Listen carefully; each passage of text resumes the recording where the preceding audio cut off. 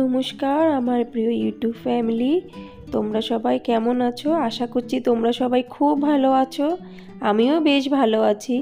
আমি তোমাদের সবাইকে আমন্ত্রণ জানাচ্ছি নাসিকের ঘরকন্যার আরেকটি নতুন ব্লগে। যে যেখান থেকে যে প্রান্ত থেকে আমার ভিডিওটি দেখছো, আশা করছি তোমরাও সবাই খুব ভালো আছো।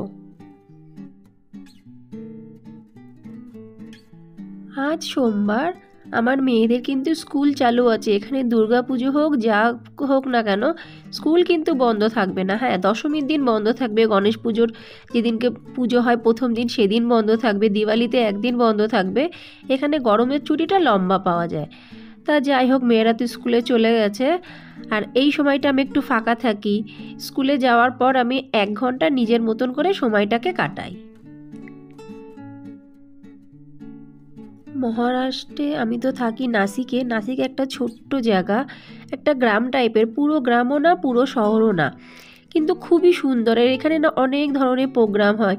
আর এখানে যে আমরা যেসব আচার অনুষ্ঠানগুলো করি সেইগুলো এখানে কিন্তু কিছুই হয় না, কেন কি এখানকার নিয়মকানুন পুরো আলাদা থাকে। তাই আমার অনেক বান্ধবীরা আছে এখানকার যারা মারাঠি, মহারাষ্ট্রে বেশিরভাগ মারাঠি আছে, আর নাসিকে তো পুরোই মারাঠি। তা আমি মারাঠিদের মধ্যেই থাকি, কিন্তু আমি মারাঠি ভাষা কিন্তু একদমই বুঝি না, একটু অর্ধেক বুঝি, বলতে তো মোটেই পারি না। তাই আমার বান্ধবীদের মাঝে মাঝে জিজ্ঞাসা করি, কী রে এটার মানে কি, ওটার মানে কি। কিন্তু আমার মেয়ে দুটো কিন্তু খুব সুন্দর মারাঠি বলতেও পারে, আর ওরা মোটামুটি বোঝে। লিখতে এখনও পুরো পারে না, কিন্তু বলতে খুব ভালো করে পারে। তা এখন তো পুজো চলছে, প্রথমা হয়ে গেছে, দ্বিতীয়া হয়ে গেছে, আজ পুজো তৃতীয়া।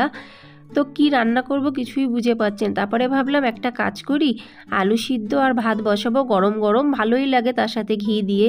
কেন কি নিরামিষ আমরা যতই রান্না করি না কেন অতটা কিন্তু টেস্ট লাগে না, কিন্তু গরম গরম ঘি আলু সিদ্ধ খেতে কিন্তু খারাপ লাগে না। তাই আমি আমার মেয়েদের জন্য আর আমার জন্য, আমরা 3 জনে মিলে খাবো। 3টে আলু নিয়েছি এখানে। 3টে আলু মনে হচ্ছে লাগবে না, দুটোতেই হয়ে যাবে, কারণ আলুগুলো একটু বড় বড় আছে।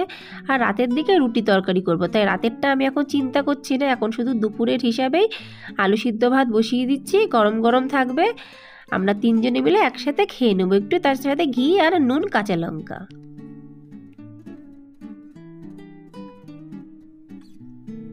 আমি তো বাঙালি, আমার জন্ম কর্ম সব কিছুই কলকাতাতে। তা দেখো, ওইখানে দুর্গাপুজোর সময়, কালী পুজোর সময় কি সুন্দর ছুটি থাকে। পুরো দুর্গাপুজোর থেকে ছুটি, মানে ছুটি শুরু হয় আর পুরো ভাইফোঁটা পর্যন্ত।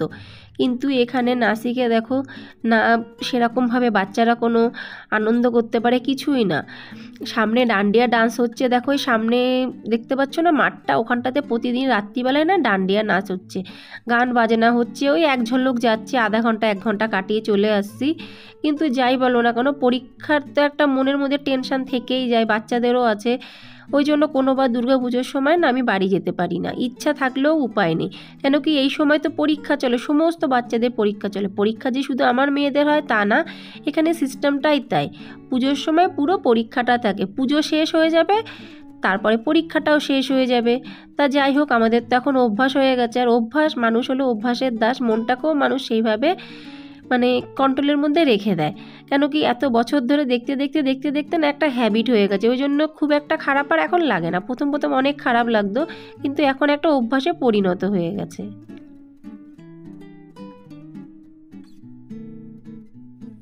আজকে তো রান্না বান্নার সেরকম কোনো চাপ নেই, তাই আমি আজকে বসে পড়েছি কতগুলো গাছ লাগাতে। এই টবগুলোর মধ্যে গাছ ছিল বন্ধুরা, কিন্তু গাছগুলো না মরে গেছে। তা ফাঁকা টব রেখে তো কোনো লাভ নেই, তার জন্য আমি এই টবগুলোর মধ্যে নতুন এক ধরনের গাছ লাগাচ্ছি। আমরা বলি না মোরগ ফুল গাছ, তা আমাদের নিচে যে মাঠটা আছে ওখানটার মধ্যে অনেক মোরগ ফুল গাছ হয়েছে। তা ছোট ছোট গাছ আমি নিয়ে এসেছি মাঠের থেকে, বেশ ভালোই লাগে গো দেখতে।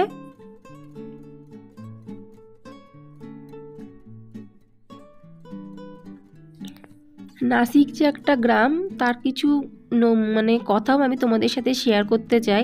শুধু গ্রাম বলে না, গ্রামটা খুবই ভালো, আর একদমই পুরো অজগ্রাম না। অজগ্রাম আছে অন্য জায়গাতে, কিন্তু আমি যে জায়গাটাতে থাকি এটা না গ্রাম না শহর, একদম মাঝখানের দিকে।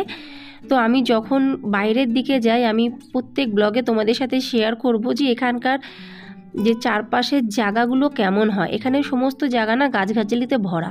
জানি না কেন আমাদের ওদিকে যেমন কিন্তু অতটা গাছগাছালি থাকে না, বাড়িতেও কিন্তু মানুষ এরকম লাগায় না, কিন্তু এখানে প্রচুর পরিমাণে গাছগাছালি রাস্তার দুই পাশে আছে। প্রত্যেকের বাড়িতে মোটামুটি যতটুকু জায়গা থাকে তার মধ্যে মানুষে গাছ লাগায়। মানে এখানকার যে আবহাওয়াটা সেটা পুরো অন্য রকমের।